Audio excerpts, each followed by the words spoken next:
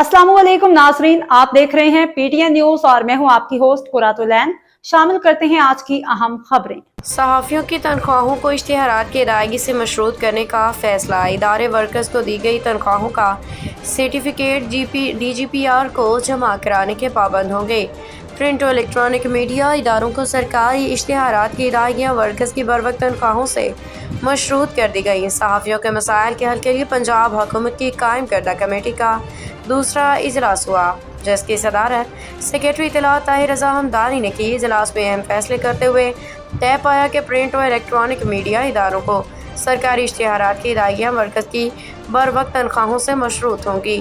फैसले के मुताबिक वर्कर्स को तनख्वाहें वक्त पे अदा न करने की सूरत में डायरेक्टर जनरल पब्लिक रिलेशंस को इदारों को अदायगियाँ रोकने का इख्तियार हासिल होगा। इजलास में तय किया गया कि तमाम मीडिया इदारे माहाना बुनियादों पर अपने वर्कर्स को दी गई तनख्वाहों का सर्टिफिकेट DGPR को जमा कराने के पाबंद होंगे। इजलास में सदर APNS सरमद अली, सदर CPNE काजिम खान, सेक्रेटरी एमेंट Tariq Mahmood, senior vice president CPNE Ayaz Khan, APNS तेरकीन नूरुल्लाह और मोहसिन मुमताज़ ने शिरकत की।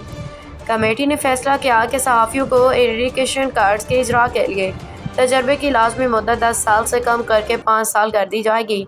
इजलास में तमाम सहाफ़ती तंजीमों ने डमी अखबारात के खात्मे के लिए DGPR को मुकम्मल ताउन फराहम करने का ऐलान भी किया।